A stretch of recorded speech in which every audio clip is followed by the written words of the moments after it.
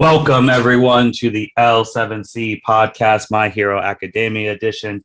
Today, we are doing our third My Hero Academia case study. If you haven't checked out the first one was about Endeavor's family. The second one was All Might being the symbol of peace. So now we are on our third one, as we are going to be doing these until season 6 comes back.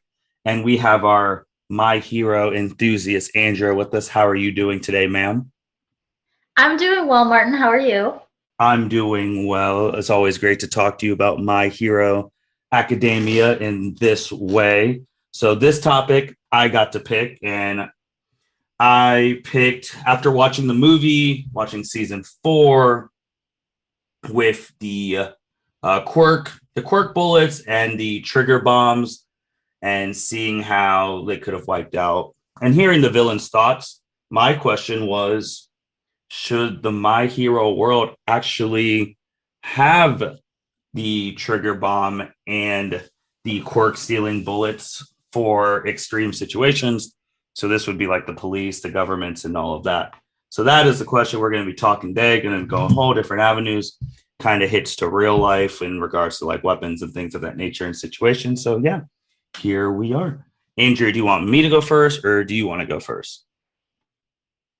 I'll go ahead and go first and just like touching lightly on both because I feel like you might have like really dug deep for this and I really want to hear what you have to say. My initial thoughts, I am not necessarily against the police or the government having like quirk erasing bullets or even, having more scientific modifications to that serum to make it shorter acting. So like eventually making it like pharmaceutical, that it's like a pill, like a daily pill to suppress a quirk or help manage a quirk. Because as the what is that theory called? The quirk singularity theory. Thank you. Yes. Oh yeah, I have a whole bunch of stuff on that. Yes. So like if those quirks are going to keep getting out of control, and before anyone can even really like help the individual learn to control that quirk or just diminish it, having like a sort of medication might be very beneficial for that. However, that, then, you have your slippery slope of like, okay, well, what quirks are going to qualify, not qualify? Are people going to overprescribe, underprescribe? Is the government going to try to control who gets those, who doesn't? All of that stuff. But in general, I am in favor of the quirk erasing bullets or long-term medication. I just don't really see the benefit of keeping trigger bombs because to me, basically, it kind of reminds me of a nuke for people with quirks, which is most of the planet. And the only thing I could think of was like, okay, maybe if like a supervillain, whatever, got maybe the death penalty or something, that you would use like a small dosage of that formula in the trigger bomb to kill them. But that's inhumane because as we saw in the movie, it makes the quirk go haywire and it looked like these people were in a lot of physical pain before they died. So like, maybe I'm just not seeing it yet. I want to hear what you have to say, but I don't think there's any benefit overall to keeping the trigger bombs. I really don't. So not to put you on the spot here, but are you in favor of real life countries having nuclear weapons? No, I'm not. I know since we have them, we can't go back. Like there's no going back. Once you flip that switch, you can't go back. But and I guess since they're there and everybody knows about it now, because in the movie it was worldwide that this terrorist organization planted them everywhere. So it's not just necessarily one government body now having access and being able to analyze that code or formula is a better word for those bombs to create that reaction. It's just one of those things where I think that should be kept under lock and key. Nobody should use them, kind of like, weaponized spores that like biological warfare. Like, no, you just don't go there. Of course, there's bad and evil everywhere, so they're going to want to get that information is attainable. So no, I'm not a fan of nuclear weapons. Well, you said biological warfare, and I know you weren't a fan, but you've already saw that in this past season with the girl from Class 1B, who's basically almost she's a biological weapon. Because Mm-hmm. you even called her, she was cheating because of her quirk and her ability to knock people out. So there's already people who have those type of abilities. And just to go all the way back before about the bombs. So this is going to be the first time I actually call him by his name since I was doing a lot of research on this. Dr. Kudaya Gariki, aka Dr. Egghead. So calling him by his name for the first time on a My Hero podcast. He was the one who made the quirk singularity theory, and he made it all the way back. And you already hit it. Basics of the stuff is as quirks continue to evolve, blend, generations get more and more powerful, and it's not going in a proportional rate. So it's like they're going super rapid fast. And no one believed him at the beginning, but we just have to look at right now. Aerie is probably what, 5, 6, 7 max, and she's 7, and Deku is 15, 16.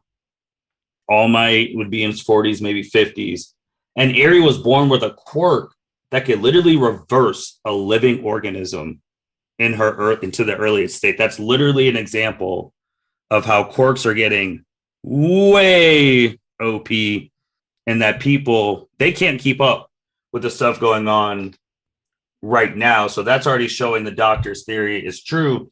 And it was already stated in My Hero Academia season 4 with Overhaul. So season 4, when Todoroki and Bakugo had to do their remedial class. Right. When they had to babysit those like kindergartners, and those kindergartners were the worst of the worst because their quirks were so powerful. They felt like they didn't have to listen to anybody, their teacher, society, whatever, because they felt, in childlike, selfishness, that if you're powerful, you run everything. Yeah. And President Mike and the teacher from the school with the wind and Kami, Senji, when President Mike's like, what's going on? This is far more advanced, both from a physical, psychological standpoint. And then Senji was saying, ... I've heard of this before. With each new generation, quirks blend and evolve. There will come a day where these complex, overpowered quirks will be impossible for individuals to control. And that is called the quirk singularity doomsday theory. So it's like, and this theory, again, why I was really interested in talking about this, because it was brought up in the past movie, and that was the humanizers' main thing, that, hey, there's a whole bunch of, there's 20% of the world who's quirkless. And sure, if you're just saying it from like 80-20, sure, 80 is more than 20. But if you're doing world population, that's still billions of people who don't have a quirk. So if these quirks keep going out of control, and over the top, like if Aerie can rewind a living organism, just think about if someone's born after her, they're going to be born with the ability to bring back the dead. Like, if right. And I actually thought of Aerie when as I mentioned earlier about the quirk erasing bullets eventually being turned into like some sort of like suppressant medication. She was kind of who I had in mind when I was thinking about that, because she obviously cannot control it. Her trauma doesn't help, but it's basically, if I remember correctly, when it's mentioned how she unalived her parents, is she was an infant or a toddler, like, and there's no undoing that, obviously, but it's also not her fault. So at that point, it'd be, I would think, take her to a doctor, get her on that suppressant medication, and then if she wants to learn to eventually control it to be a hero, then you would start weaning the dose down. Like, that's kind of what I was thinking of when I was thinking of that medication kind of situation. And the fact, too, is like all these quirks just came out of nowhere, even in recent history, because the guy who was first born with the baby who was first born with the quirk in China was glowing. And then since then, quirks just started popping out of anywhere. It wasn't like a natural thing. It's, well, quirk, mutation. Right, like it didn't all come straight from that baby, and then eventually Yep. branch out. It was kind of like I mean, it's a little bit of a big bang, kind of like once it was there, it went everywhere type situation. Yeah, and it's the fact that they keep getting stronger and stronger that is a problem. And the fact that the doctor made this idea and the only person who truly believed him was All for One. All for One read the theory, sought him out, talked to him about the theory, proposed to work together, and hence why the doctor's so loyal to All for One, because if only one person is there for you, you're going to be loyal to them to the fault. So he's been working with them, and All for One believed it because he was amassing all these quirks and his body was starting to deteriorate. I mean, when we see him, we don't even see his eyes. Like he just looks right. like he looks like a pencil eraser in the face. So Yeah. I think like with that and that they keep getting stronger and stronger is already an issue. And then when you go to someone like Overhaul, who he believed they were a disease, they were a mutation, and he wanted to he deemed quirks in general as a sickness, which makes singularity a disease too. So you can make it a disease, however you want to you call it. So his main goal is that he was tired of the people who got quirks doing them for hero stuff and villain stuff. Like right. Some of the thing was too so that his organization they could be back on top, but most of his stuff was that the heroes are acting all high and mighty, and well, the Yakuza, I'm sorry, that was Overall's group.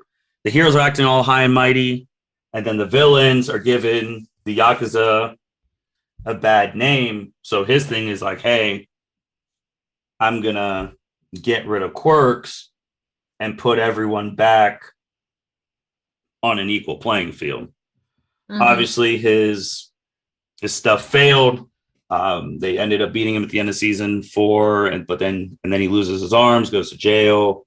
League of Villains takes the rest of the bullets. Also, the thing that people forgot with the bullets is that Overall also made the antidote.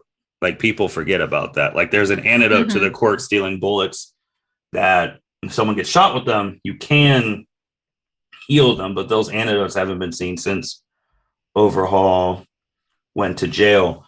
And then I guess too is like, so if the police force, because the police force, I know we talked about it a little bit last time, but they have basically no powers in that police force. They're not allowed. They're not allowed to use quirks. They're just, it seems like unless you have a physical, because we saw one police officer who's like anthropomorphic, that it's like basically a cat, but I don't think even, that police officer would be allowed to use if they have claws to scratch a perp or a villain, whatever. Like they're supposed to be, even though they might possess quirks, they're not licensed to use them.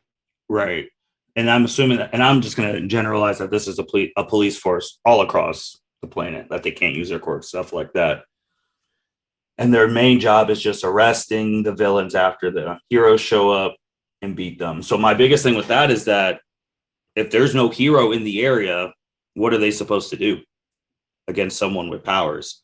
And that's happened a lot of times in this series. Shigaraki, there was no heroes to protect him when he was getting beat up, hence what we have now, because All for One was there for him. The character in the heroes mission, he said how heroes don't go to his area either. The main right. So, and we also don't know if how many heroes are proportionalized across the world. Like, does one country have more heroes than the other? Do third world, like we haven't seen a third world country, do they have any heroes? Or did those third world heroes, all going back to Stain, did they move away from their third world country because they weren't going to make any money there being a hero? Because now it's about the money, fame, notoriety of being number one or whatever you are, hence why Stain hates heroes now. So it's like, we don't know how all these other countries, how many heroes they have, if they've left to go to Japan or they left to go to the United States. I mean, All Might left to go train in the United States and come back and stuff like that. So how many are leaving? It's just like immigration. How many are leaving to a better place and then their place just gets left in the mud. And if there's no hero or retired hero and a villain is there messing things up with quirks, what are the police going to do?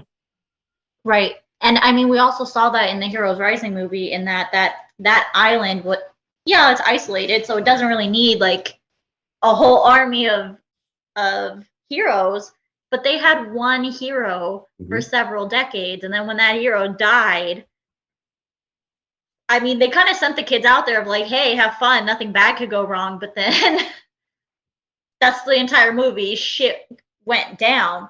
So it's also a bit of a guessing game, because you can never, honestly, you could probably never accurately prepare for the max level threats that come, because they seem to be a little bit random on the good guy side, because they don't know what the plans are on the opposite side till it's kind of already unfolding, or you have a spy situation, which I also wonder, this is totally off topic, but so like Naruto they're all shinobi, but then they have the Anbu, they have like specific kind of spy networks. Do they have specific like surveillance hero networks that are under the radar, just straight up spies? Because that would be so cool. That would be so cool. Not to what we've seen. The only, I guess, well, no, because it ended. The only spy that we've seen is Hawks, basically, right, like a double agent. I mean, we just learned that they basically had a UN 2 months ago in the movie, that they basically had a UN. Also, with that island too, they had no police force. Like, right, the power. That's something the police. Oh, power's out in the on the island. Let's make an SOS call. Things of that nature.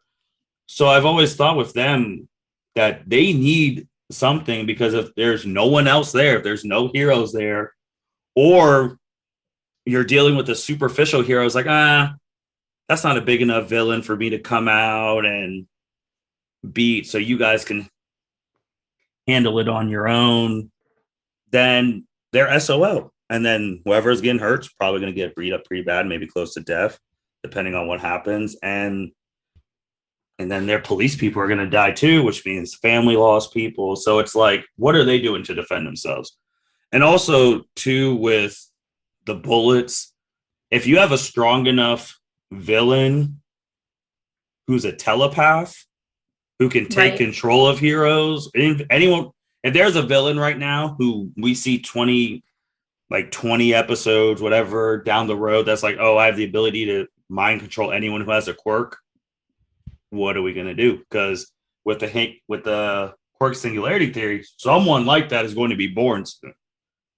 Well, right. I mean, we have Shinsho already. His is just he has the caveat of you having to answer him. Like, that's the only thing stopping him. I know it's not specific to people with quirks, which is even scarier, but that's one of those things where it's like people with these uber powerful kind of scary quirks, it's almost like you got to cross your fingers that they're going to be heroes or decide not to use their quirks at all.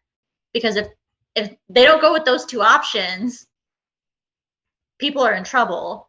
So, and you just brought up Shinsho. Like, what if he gets controlled, or he's having? What if he's a traitor? What if he's a traitor? It takes one bad day for most people to just go off the deep end, and he goes All for One recruits him. He goes on a national global broadcast because it's like the unveiling of the top 10 heroes again, and then he speaks because everyone's watching. Done. And then what are people going to do about that? So I've always felt like the police need something just in case the heroes aren't there. And more importantly, and this is going to lead to some of the bomb stuff too, they need stuff now, because where we're at the end of season 5, they've proven you can't trust most of the heroes, because most of them are bad guys. Like, they're part of the Meta Liberation Army, which only a few know about. So it's like, what are we doing for that? Because what happens when they bust into the police station, take over? Or better yet, can you imagine if there's no heroes around, they go bust into whoever their president's place, take over? What are you going to do? or the heroes that are protecting the president are undercover Meta Liberation Army people. They're already there. Right. And there's nothing you can do. I mean, who's to say the police chiefs, the higher ups aren't, pro Meta Liberation? Because again, for them, they're normal people not allowed to use their quirks. Under Meta Liberation theory, they'd be able to do whatever the hell they want with their quirk. So superficially, it benefits the most people to be pro Meta Liberation, because then you could just run rampant. Puts more people in danger, though, depending on who has the powers and all of that. So I've just been thinking that. So I with the bullets, I think they should have the bullets just in case. I think you give it to an elite team head by like someone you could really trust. So like the police officer that all might really trust, like him being like the special task force leader, like, hey, this is going on. Do we need to go in? And you have to get like approval. And also they have the antidote too. Well, they have to make an antidote because I don't think they found the one from Overhaul. So these things wouldn't even be temporary. So if you have the antidote, you shoot it, just incapacitate them, lock them up, and then you can give them their quirk back depending on what their quirk is, if it's going to help them break out of jail. So I do think that Overall had a slightly right idea. He was just, crazy. Yeah. But, I also think, because I also started thinking about the, because Overhaul also had put the drugs on the street, the quirk enhancing drugs. That was Trigger, which led to the bombs. I was also wondering if they could tamper with the quirk erasing bullets to have different tiers of them, so that you would have a dampener effect, and then bringing somebody's quirk down a few notches could be successful for normal police officers to handle. But then once you kind of have to hit top level threat, heroes are down, nobody's coming, to hit them with the quirk erasing bullet where you don't have an antidote for, because then you could get into different sorts of like quote unquote human rights violations, just forcibly taking somebody's quirk without due process and all that other legal fun stuff. But I think, I don't think the quirk erasing bullets are that bad. I also personally think that in addition to like getting something like life in prison for somebody like All for One specifically, go through the trial process, whatever, he gets life in prison, hit him with that quirk erasing bullet, like ni modo, is done. That way he's less of a threat if he gets out, as well as he's easier to confine, because right now, what is it called? Is it Tartarus? Where all of the like mega villains are housed and held.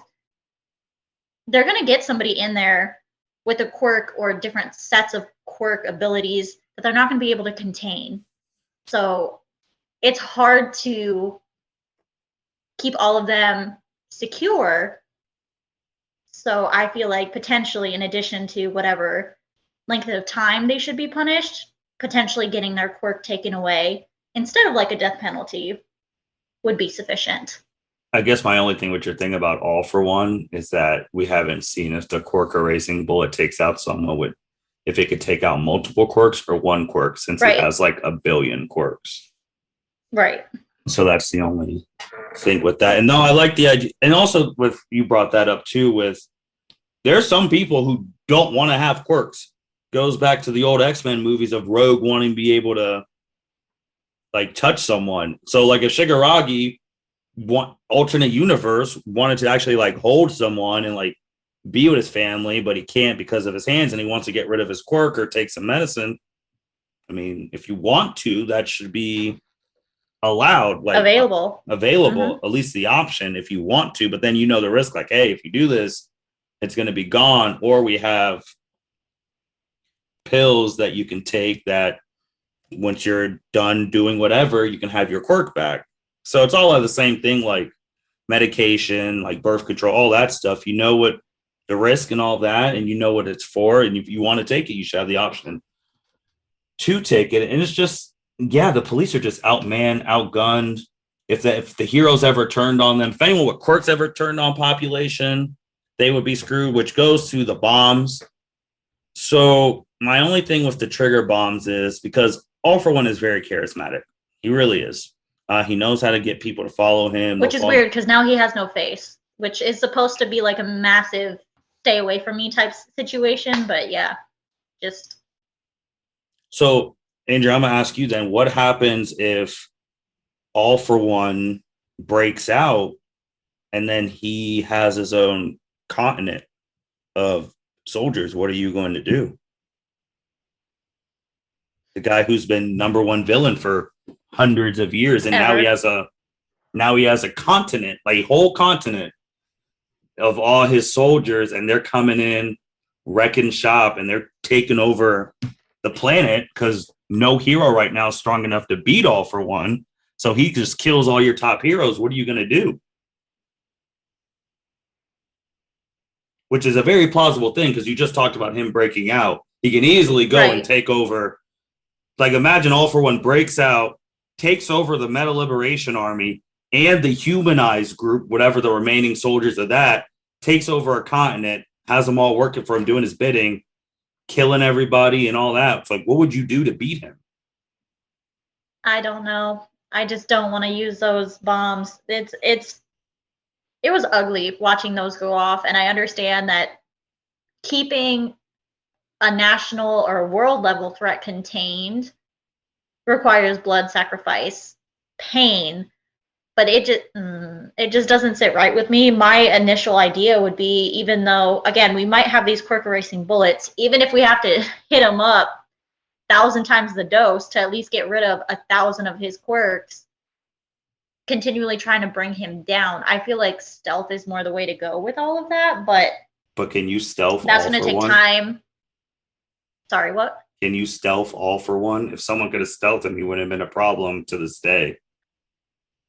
There's got to be somebody with a quirk that can do it. At this point, somebody's going to have a quirk that can do it either now or eventually, which eventually is a bit of a problem because eventually he might run the world and everybody. But if there's a quirk like that, he would have already known about it because remember, his doctor checks basically everybody. I mean, he's everybody in that country. Everyone in that country. But something else I wanted to bring up was having kind of, I don't want to say like the Avengers, but essentially like a core group of heroes from different countries that can work eventually as a team. So I think that would be kind of cool. That also happens a little bit. It basically happened in the movie. Almost, right. Yeah. But it's not as organized. That was not nearly as organized. And most of those heroes that we saw were the Japanese heroes. But that's just kind of, I think, skewed that way for a reason. But having top heroes or selectively people with quirks that are designed or can be utilized in a specific manner globally would be, I think, beneficial. Would that be enough to stop All for One? Probably not, because basically what pops into my head immediately is what were they called? From Hunter x Hunter, the 12 like greatest fighters in the world, whatever, pop up and get blasted. Against that. Oh yeah, which one? In season 2 against the Phantom Throat where they all got smoked? Or when they they all got freaking killed. Were they the 12 Zodiacs or something? They were some bodyguard name, and then like the Duke Kurapachi smoked 3/4 of them by himself. So right, and the others that were there found out were like, holy shit, we can't deal with this. And they're supposed, at least the way they were described, they were supposed to be the top in the entire world. So it was like, and then Kurapika just walked in there and just smashed him, but it's fine. So you brought up that Avenger thing. We'll go back to the All for One country thing, but that Avenger thing from different nations. What happens when you go to war and you're part of that team? That was something else I thought about too. Are you going to say F you to your country? Because if you say F you to your country, you're going to be ostracized, and then they're going to take your ass out because you're going to be deemed worse than a village. You're going to be a traitor to your nation. So what do you do there? I don't know. I had also thought about wars because that was something I wanted to know, just like a general question. Since heroes are technically, at least in Japan, we don't necessarily know the rules in the other countries, but in Japan, heroes are the only ones allowed to use their quirks. Mm-hmm. So does that mean if a hero joins the army, are they able to use their quirks? Or is it because you're at war and you're in the army, anything goes, so everybody gets to use their quirks? So I would assume that anyone would get to use their quirks. I would harpen it to selective service in real life, like anyone who's X amount of age, when you do student loans, you could be drafted. So anyone who has a quirk, you're a hero. But if Japan's going to war against Russia, you could be called from your hero agency to come and fight, because that is something too that in the DC and Marvel universe, they're basically saying that it's kind of funny how 97% of superheroes live in the United States. So, what if the United States just turned all their heroes against our countries? We'd stand no chance. We need to do something. So, that's the only thing with like that strike. Like, if their countries start going at it, that strike team's disbanded, and then they're going to have to fight each other. And who's Right. saying that if one country, let's just say Japan right now, because that's where this is taking place and has most of the heroes, if they start taking over everybody, what are those other countries going to do?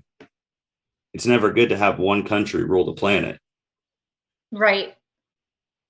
I especially guess when also all when I for one was can rule it. true.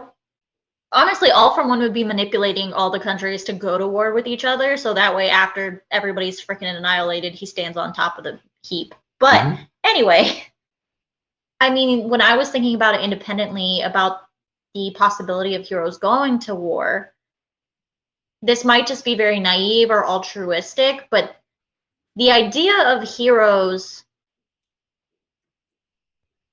at least the heroes in the like My Hero world, I can't speak about Marvel DC in depth, but going to war doesn't seem to line up with the general sense of what being a hero is supposed to be. And again, it's supposed to be. So I feel like as a hero, your main objective is to protect people. And I think you could extend it further to the people of your country, but I don't think heroes necessarily would see it that way. Obviously, All Might went to America, to the US, so he was protecting American citizens even though he was Japanese. So I don't think heroes in general should be in a warlike situation. So my only I go ahead. I it's it's confusing and I know it's conflicting because obviously these heroes are licensed through their government, Mm-hmm. at least in Japan. So they're licensed through the government, but at the same time I feel like the government shouldn't be able to require or conscript heroes to fight for political reasons, which is what a lot of wars are based on. Because generally, the heroes are supposed to protect people. Their goal is not, other than Bakugo, than to go and just win and beat everybody else. So I just, maybe it's I don't want it to match, and that's why I'm coming up with this confliction, but I really don't feel like heroes have a place in a war. All right. So But go ahead. two things on the things you just said. So the first thing with the political thing. So, which I do know, the top hero in the United States is a woman. So shout out to her. But if she comes to Japan and kills a Japan president and they declare war, what happens? And the reason I'm bringing that up is because you brought like the hero thing. but this was the issue that Stain had. This is the issue that Overhaul had. The hero and villain is designated by your perspective. So if the top hero in the USA kills the Japan president and puts Japan in a frenzy, Japan is going to deem, if the top hero, which that means you represent the country, they're going to deem the Americans as villains. So that already wording wise is, hey, we can send our heroes to take out these villains. So it's all based on the perspective of whose eyes you're looking through. Or if Japan retaliating. So at least for that one, the way I would hope it would go is that so with the American hero killing the Japanese president, the way I would expect things to go, which is that the heroes would then target that American quote unquote hero as the villain instead of potentially declaring war on the country. However, if the US government told the hero, hey, go assassinate the Japanese president, then you can't separate the two. But I think I would just really hope it could be teased out, especially since we, at least in the heroes that we know intimately, a lot of them do look at things from the opposite perspective. At least our kids in class 1A do. Yeah, but they're mostly Deku does. You're not the top people. So going on your thing, just to stay on that with they just want that hero. If the United States says no, we're not giving you our top hero. Like let's say she acted rogue or whatever, or she was mind controlled. Okay. She did that. Well, in this, just an example, she did that. They're like, no, we're not giving you our top hero. Well, she's wanted as a villain in Japan and she's going to face justice. USA is like, no, you're going to have to come take her. They're going to send people to take her, and that's a war because they're going to protect her.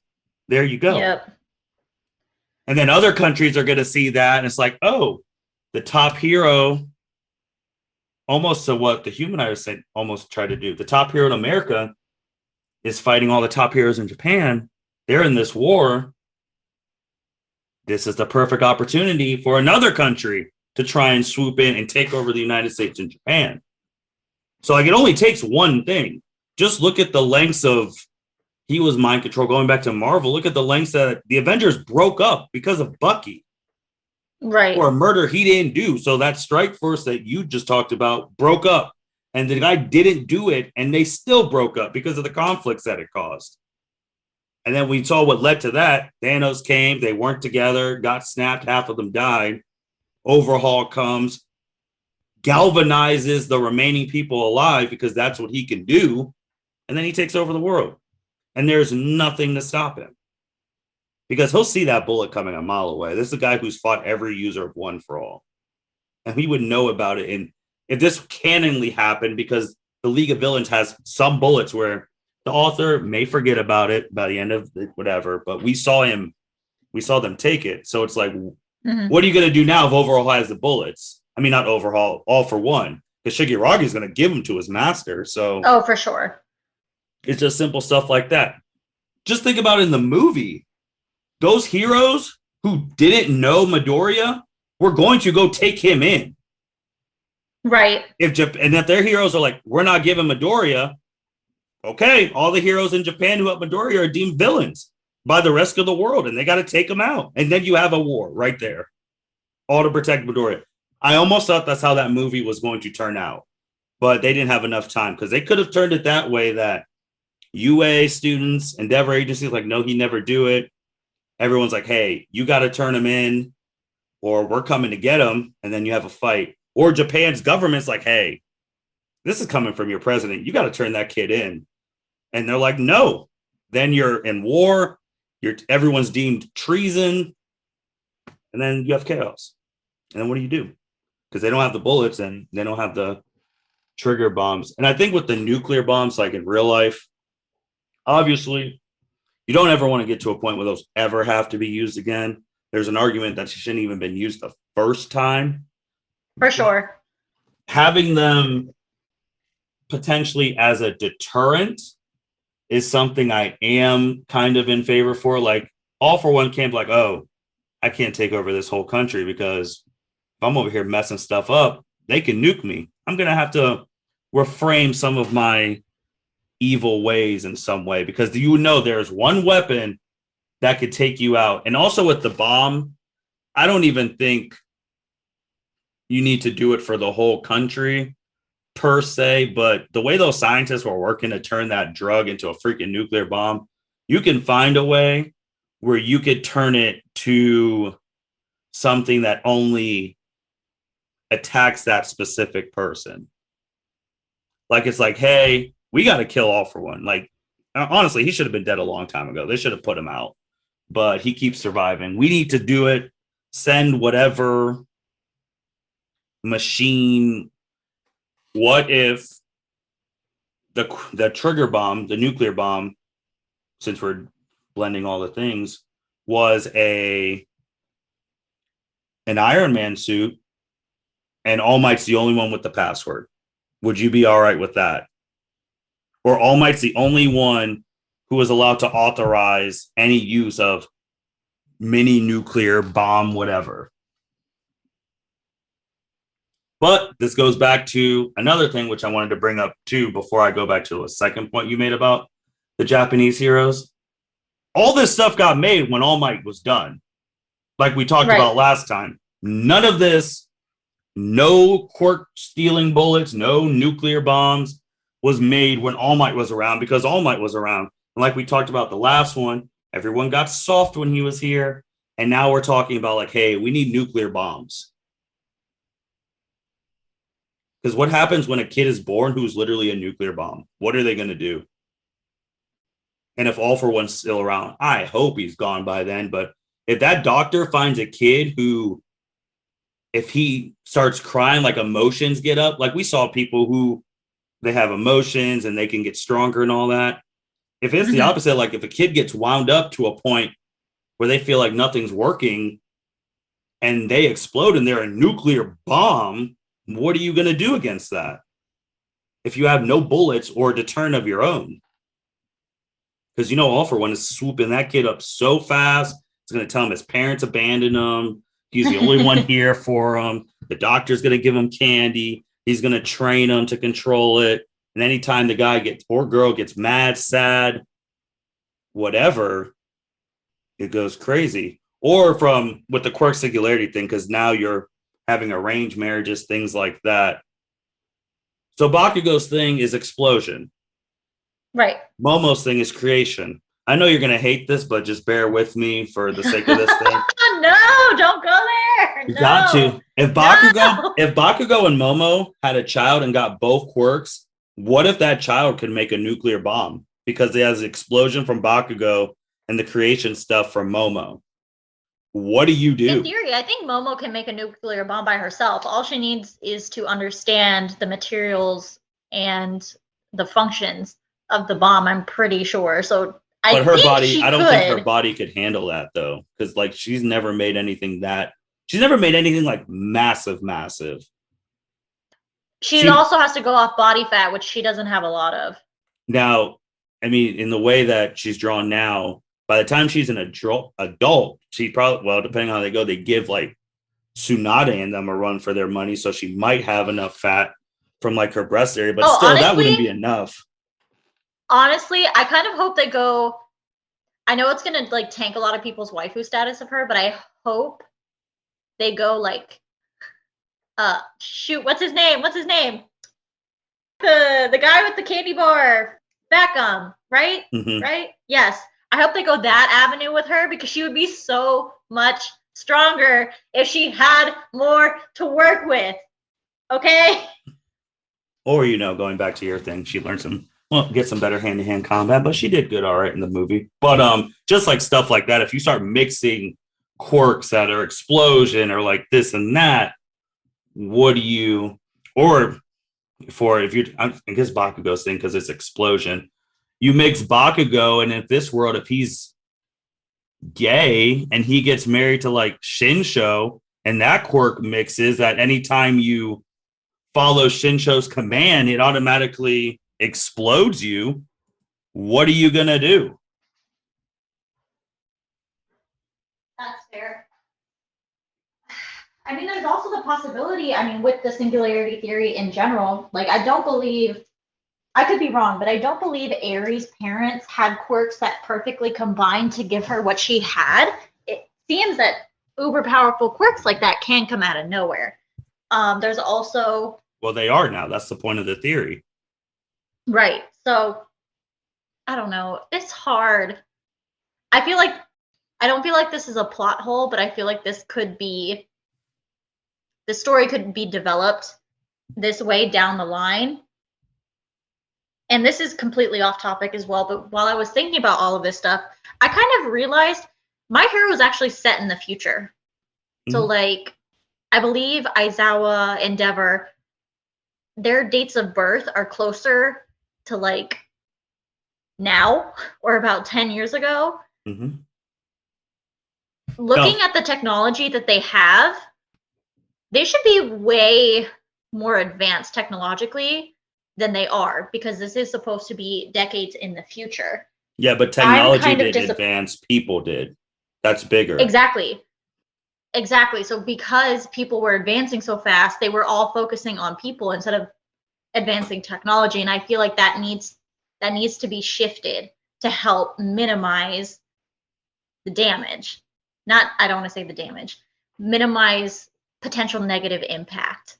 But why would you want to worry about technology is obsolete basically over there because of all the people with their powers. You really don't need a car if you can fly or if you can run fast. Like, that's true, but you're not technically supposed to be flying or running.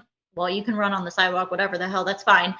But you're technically not supposed to be flying if you don't have a license to be a hero. You're not supposed to be using your quirks. Under this current regime.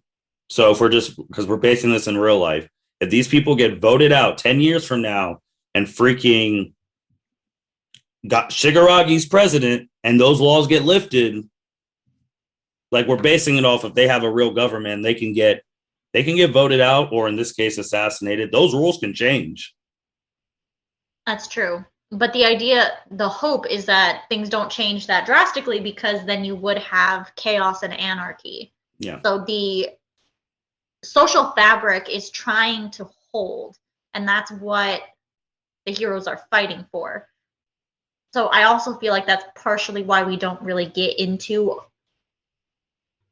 Obviously, we have a war coming with the Meta Liberation Army, but the show doesn't get into or really talk about wars between countries. Like, we haven't had any actual talk, at least that I'm aware of heroes being involved in battle. Well, in recent international memory, conflicts. So recent memory, we're going to keep connecting stuff. There was probably no wars, because who are you going to go to war with if All Might's there? Because he'll just stop you. You're not going to go to war with Japan because that's where he's from. And he's just going to stop anyone else who goes to war because he can literally beat anyone. So he literally, again, going back to All Might, deterrent. So now that he's gone, other countries like, Endeavor's strong, but, if we send an army out there, we could take out Japan. And we could take their resources. And going back to something you said earlier about the heroes that we know, and this is going back to something I've really, really hated, is the fact that all their public and hero identities are known. So it's like, I fucking know. Oh, so what are you going to say to that?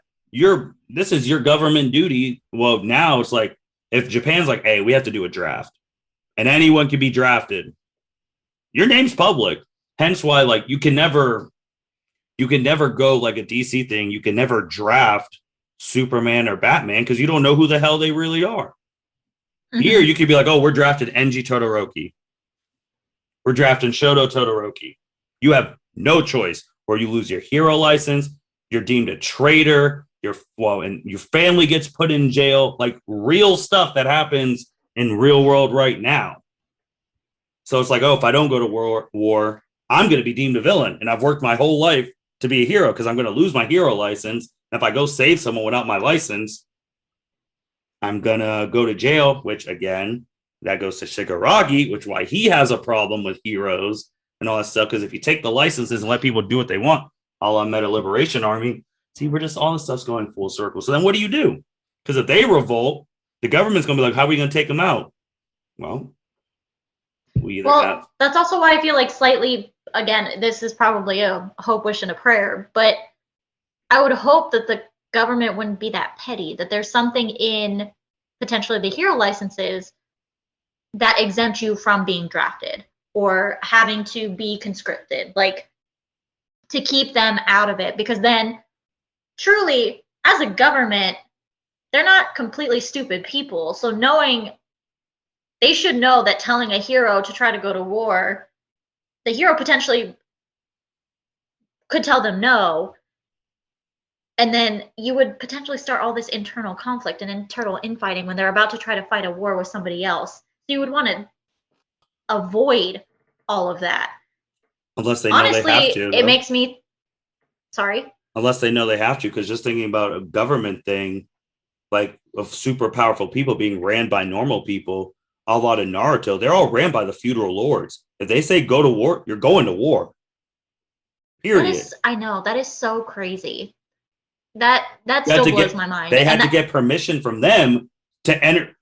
Pain blew up the village, and then like the Obito declared war on the planet, and you cannot do anything until you get permission from your frugal lord. So it could be the same exact thing here, where it's like, hey, if they say you got to go to war, you got to do it. Period. Like, I wish the Japanese president would have called in Denver's like, hey, you got to turn in Midoriya. And I wish I would have seen what they would have done. So yeah, that would have been a very interesting turn of events. That movie would have been another like hour and a half long to get that figured out. But it would have been very interesting to see how it would have played out. And honestly, we probably would have gotten feelings of resentment, at least at the end, towards the government, which, I mean, going to your example with Naruto and the feudal lords, I was also thinking about this, just kind of strings of thoughts.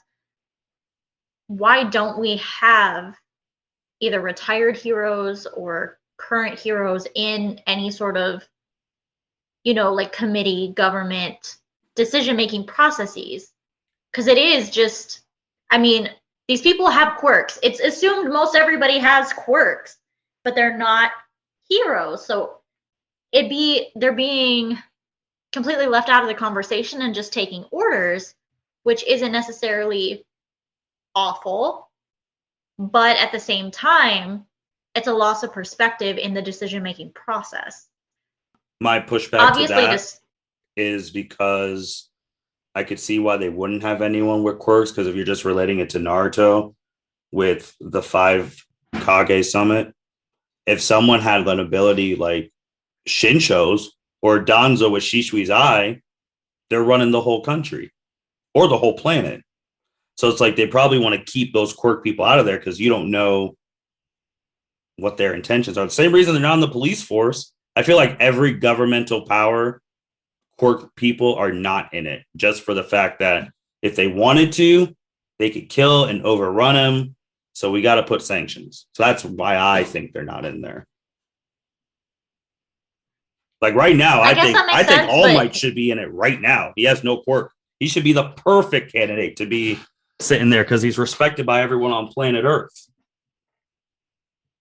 It's fair. I don't know. To be completely exclusionary of them feels a little discriminatory to me.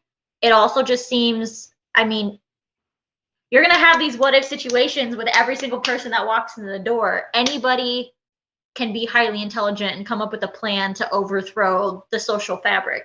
But it's easier when they don't have a quirk. You don't have to have an OP quirk. It is easier. It's easier to beat them if they don't have a quirk. It's a lot harder if Endeavor's like, I'm going to come run this thing. But if they have enough support behind them, which most of the time they're going to, that includes people with quirks, you're going to wind up in the same kind of situation, although the person at the top isn't as powerful. Well, like if any vote came like, hey, we want to restrict more quirk using, so now you can't use your quirk until you, like if they said something like you can't use your quirk until you're in your second year of UA or whatever high school, There's going to be Mhm. pushback. People are going to vote no, and they're going to be like, because most of the people, because it all comes down to the real world. You're going to vote for things that affect you. As Right. cold blooded as it is, like if you want to care about other people and all of that, that is great. But you are more likely going to go to that booth and you're going to vote for the person or whatever who is benefiting you. So if 80% of the world is quirks, they're going to vote for things that benefit quirk users. And then those other people are going to be like, what am I? Chopped liver. And hence why a group like the humanized group was able to rise because they felt like us normal people are basically treated like trash, which should not be the case. Mhm. And then going back all the way back to All Might and All for One in the Island, which I very well think he could do, he may do, but if he takes over a continent and all these other pro heroes are getting sent there and they're all going to die, especially if he's back at full power, there's no one who could beat him right now. What do you really do? You have no options except for those bullets or dropping the bomb. And on the bomb thing, it doesn't have to be a nuclear bomb. You can make it a small bomb, something that takes him out. Like you have no other options to beat him. Because right now, I mean, the only one who'd be able to like because you have to wait for one for all to get to his max thing. Deku can. That's going to take 20 years the way he grows. So it's like I freaking know. Oh, his process needs to get a jump start here soon. Like it's just taking a little bit too damn long, which actually has only been about 2 years, which he went from literally zero to he's at what now, 20%? 20. So like that's about 10% a year. So like 8 more years. If we had the time, that'd be great. But like if he could compound that, maybe 20% a year. So All if this all experience from the war is going to jumpstart him anyway. it's the same thing too with like just DC and all this. So like All Might being like why Batman always had contingency plans for Superman. He knew he would never go rogue, but mind control, or in some cases, the loss of Lois Lane pushes you over the edge. If All Might in his prime went evil, what would the planet have done? Nothing. Or if someone could imagine All Might in his prime and then Shinsho is born back then and someone uses Shinsho to control All Might, what do? You got to have a plan. You and just in real life, you have to prepare for the worst as much as we don't want to, but you have to. Or shoot, I mean, Midoriya boy when he gets the because I mean every manga anime all goes the same. Somehow when Midoriya is all said and done, he will be stronger than All Might. If Mm-hmm. so, if someone takes Midoriya's mom and kills her, how are we gonna? We think he's not gonna go over the edge? He might go for vengeance, but he won't be a villain. He won't try to take over the world. So like Okay, not take over the we world. might need to like apprehend Deku and put him in jail. Yeah, probably, but But what if Midoriya, in this case, his mom gets assassinated and the assassin was hired by like the Japanese president, and there's another person's president. He goes over the edge, kills them. That instantly starts a war. That's how every war starts. If you kill the top leader, that country is going to revolt, even if your yeah. actions were justified. Mm-hmm. Because Very we've true. seen him act as kind as he is. We have seen him act very impulsive, and it has cost some people some stuff. So it's like, Oh yeah. what do you do? Or like X-Men 2, go back to X-Men 2, where Nightcrawler was able to just bust into the White House, easy peasy lemon squeezy. It's like Oh, I know. if Pop in, pop out. Yep. someone has quirks like that, and there's so many quirks. I'm honestly surprised too with like the quirk stealing, like the bullets and the trigger bombs, how Eraserhead is not more prominent since he has a quirk that can like stop a quirk. Like he should be a deterrent. Like he should be like I understand he's a teacher and all that, but he should be Well, sitting on yeah, like but the Hero even Association. the way they described him was being a very undercover, fly under the radar, just kind of like I don't want to say small time because he's not small time. Everybody knows him, but like it's like you have, I mean, I think about it kind of like music. You have the mainstream, top 40, aka the top 10 heroes, but then you also have, I don't want to say a subculture, but kind of the more low key, potentially just as potent, as powerful, as impactful, but don't get all of the recognition. And that's kind of where I saw Eraser being. And I personally think part of the reason he isn't hailed as much as he could be or should be is he has to keep his eyes open to keep the Quirk engaged, and he can't do it for very long. So like as a deterrent, he's kind of weak as a deterrent because he can shut off your Quirk for what, a minute or two straight, something like that. Yeah. And most people are not freaking totally defenseless if they don't have their Quirk, like Momo and Shoto. Just saying, love you guys, but god dang it, like I need them. But the thing is, though, from a legal standpoint, if this is before their provisional licenses, they would get, there's no like self-defense law. You would get in trouble. Like they almost got in trouble for beating Stain. It was just that they beat Stain, that they didn't get in trouble, but they didn't even get the recognition for beating Stain. And also with like the Doomsday, like the theory with that is that obviously you would hope the heroes would win, but if the villains do win, society's going to change. Because like with the Quirk thing, also going back to the second movie with 9, he wanted a world where the strongest Quirks rule the thing, which is basically what this theory is leading to, that the stronger you are, because these Quirks keep getting stronger and stronger, you could take over. Like, and there was a note I wrote too, like no president, prime minister, general, police chief will be able to retain their power and influence in the face of a hero, villain factions. That shake everything up. Like the laws of business, economics, education, even culture and freaking art. They could change anything because they're like, hey, we have stronger Quirks. If you don't listen to us, we're going to kill you, or we're just going to throw you out. It's a hero. If Endeavor's like, you know what, I want to rule Japan. What are you guys going to do to stop me? Throwing out, literally, just throw out. I'm ruling Japan. That's it. What are they going to do? I'm pretty sure a group could beat them, but at what cost? I mean, but what's gained is control. Returning back to the status quo of what is civilized society, because basically everything all of these villains boil down to is disrupting society as a whole. And so with the Endeavor specific example, like if he did really try to take over, I mean, Shoto's going to be on his ass, Deku's going to be on his ass, the other heroes are going to be on his ass, and he's not going to be able to beat all of them. But I understand if an OP character makes that move, everybody is in trouble. I just really don't like. All you have to do is take over for a moment, and he will have followers who will protect him and things of that nature. I also want to throw this to you, because in real world, like, it doesn't have to be a villain. It's going back to this theory, which I do believe, the Quirk singularity thing. I don't think it's going to blow up the show, because I don't think that's how the author is going to make it end. But going back to real life, if a child right now is born in My Hero Academia and their Quirk is a coronavirus, what are you going to do? What's that?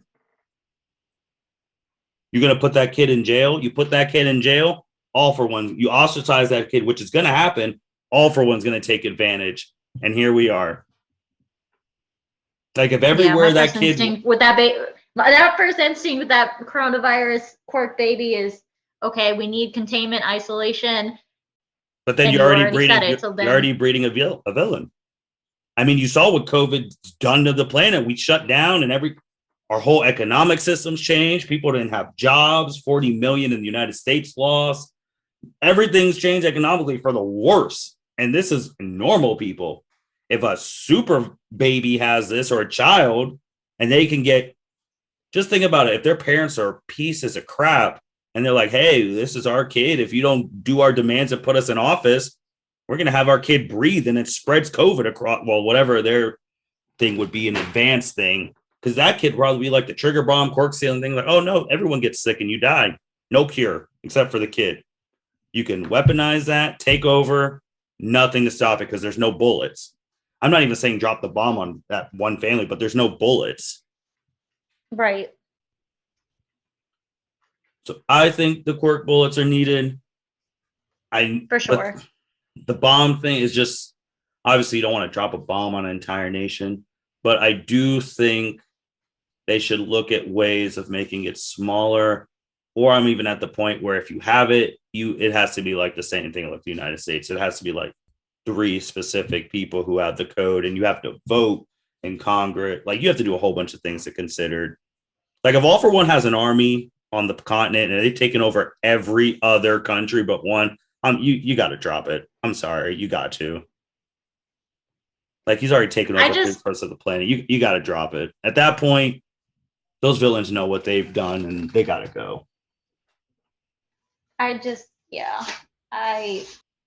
thing is, since they already exist, even if we did try or it was decided to drop the bomb on All for One, but those scientists are dead. Most likely he already has it. He already knows it exists. So he would probably have a contingency plan of being immune to it or having something to counteract it. Like that's true, but it'll scare the hell out of all the other ones to make them run. Because he's only saving himself and the scientists. Yeah. Like what if he already has it in your thing? If he weapon, imagine if he puts the trigger bomb in Nomu's, and every time you beat a Nomu, it explodes with the trigger bomb. What are you gonna do? You gotta have some deterrence. Damn, I had not considered that. That's crazy. Yeah. It's a good thing you're not evil.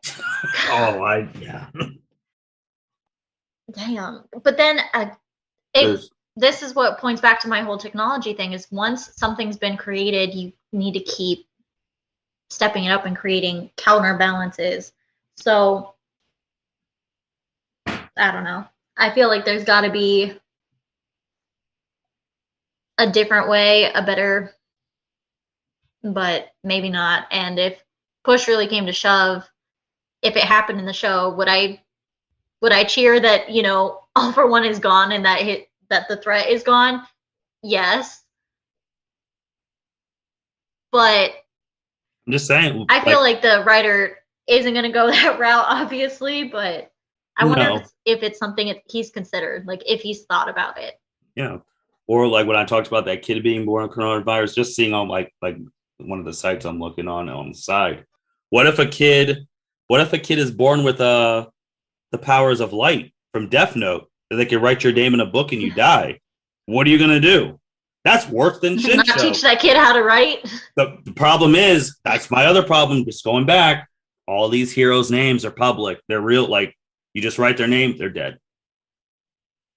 But no, this was great. This was great. Back in going through all the different things. Andrea, anything else you wanted to add on if the government police should have the quirk bullet or the trigger bombs?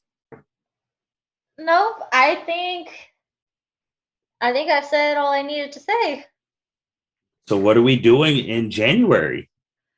Okay, so because this one was so kind of intense and involved and kind of scary, not gonna lie, I was thinking for the next podcast, I guess it technically wouldn't fall under like a case study per se, but I was thinking we could find top 3 of our favorite conspiracies about My Hero online and then talk about them. And then having a 4th discussion about who we currently think the traitor is, or like our top 2 picks for who the traitor is right now. So our top 3 conspiracies and then who we think the traitor is. And you're going to stay away from your For You page and you're not going to find out who it is.